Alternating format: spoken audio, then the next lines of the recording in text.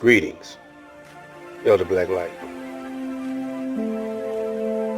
Now, you remember this?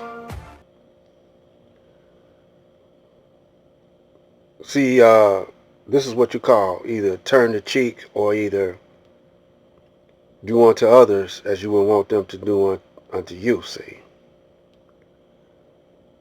And, it's this brother. Every tub must stand on his own leg. You can't condemn him for, for doing what he do. Let's check it out. I know I can speak for myself. I forgive you. And I know if you go to God and ask him, he will forgive you. He's getting nervous. Look how he's pulling on his collar. And I don't think anyone could say it. Again, I'm speaking for myself, not even bad for my family. But I love you just like anyone else. And I'm not gonna say I hope you rot and die just like my brother did, but I personally want the best for you. And I wasn't gonna ever say this in front of that collar getting my tight. family or anyone, but I don't even want you to go to jail. I want the best for you. Because I know that's exactly what both of them would want you to do. And the best would be give your life to Christ. Oh. Again, I love you as a person. And I don't wish anything bad on you.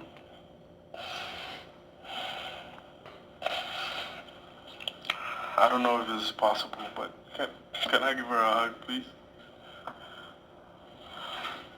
Please? Yes.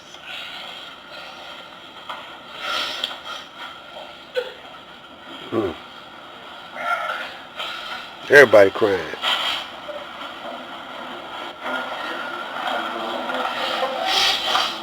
Child or a threat to public safety. Someone who saw him pacing around a Cleveland park was worried enough to call the police. The guy keeps blowing in his eyes. It's probably fake, but you know what? He's scaring us. A patrol car arrives at the scene, and seconds later... Shots fired. Male down. Black male. Maybe 20. Black revolver, black handgun. Tamir Rice, who was 12 years old, died later in hospital. His family wanted these recordings released, and the police obliged. This is not an effort to exonerate. It's not an effort to show the public that anybody did anything wrong. Police say Tamir was told 3 times to raise his hands, but his family questions the speed of the incident.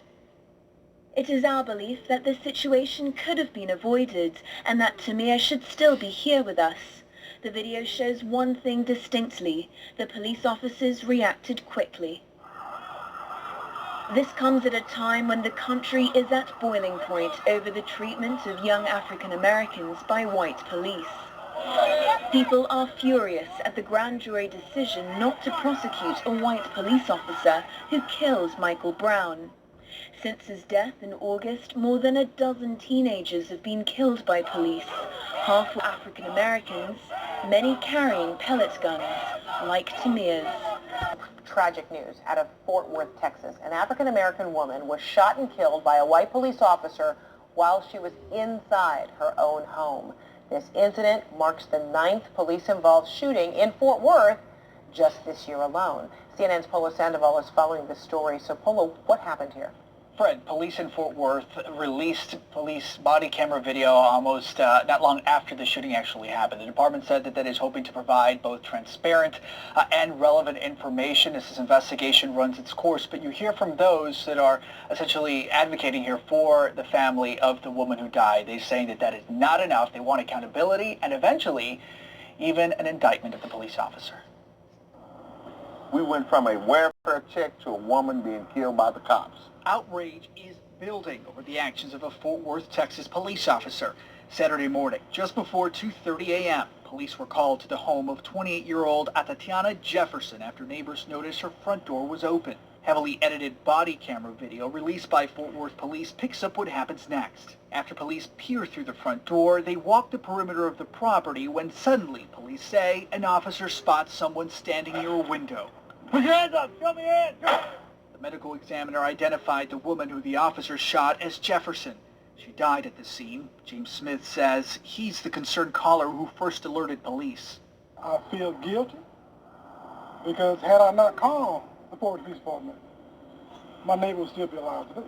In a statement, Fort Worth police said their officer drew his weapon and fired the single shot after, quote, perceiving a threat.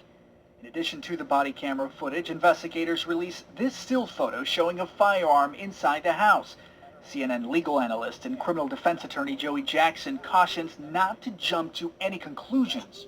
You're going to release the fact that she has a gun in the home as perhaps what? To suggest she had a gun and that we were perhaps fearful for our life? There's no indication where that gun was. There's no indication she had that gun. There's no indication that she should not have had the gun. CNN. It's written about in the book of Revelation. Could it ever happen? The answer is, unfortunately, yes. Total population control. Bill Binney says that's what the National Security Agency wants. He should know. He was technical director of that agency and worked there for more than 30 years. He became one of their top analysts, perhaps the best code breaker in America, before he resigns because of their domestic spying programs. He's with us now from Washington. Bill, thank you so much for being with us. We're glad to see you. Well, thanks for having me, Pat. Look, how big is this apparatus of the NSA? We hear about it, but you know firsthand. Well, I think there are about 40,000 people working at Fort Meade at NSA headquarters, close to 40,000. And then they have facilities all around the world, plus a number of contractors also associated with them, probably on the order of 100,000, I would think, to 200,000 that work for them directly. So it's a rather large operation. I mean, it's between $10 and $15 billion a year that they spend on it ever since 9/11. So that's, you know, quite a bit of money they're investing in it. How much data can they acquire? Is there any limit to it? Actually, the only limit is in terms of money, power, availability, and space to stack equipment to go and collect the material. Now you've said that the ultimate goal is total population control.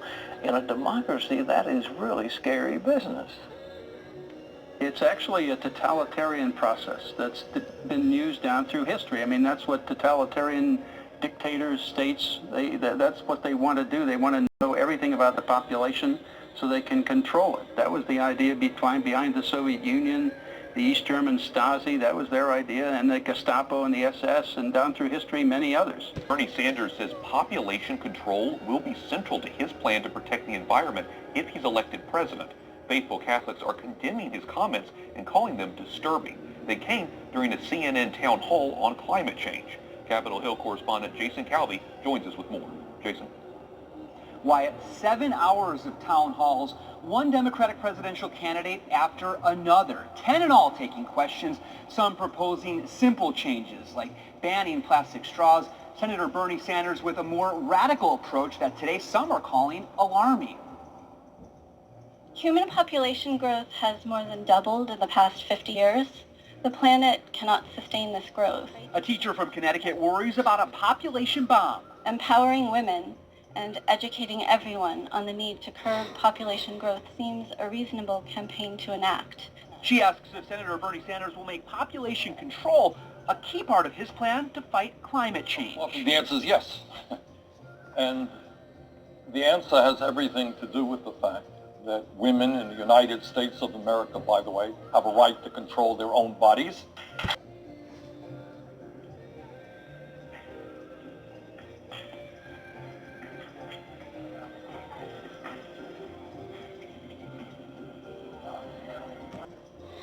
So, chemtrails up in the sky.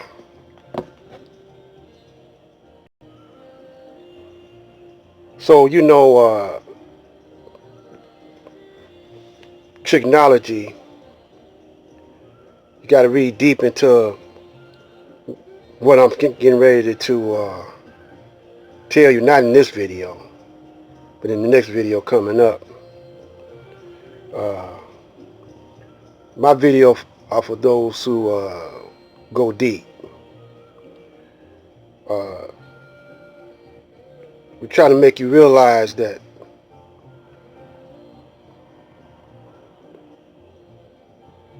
if black man and black woman don't unite and separate from this corrupt society, that what they're getting ready to put on us will drive us crazy.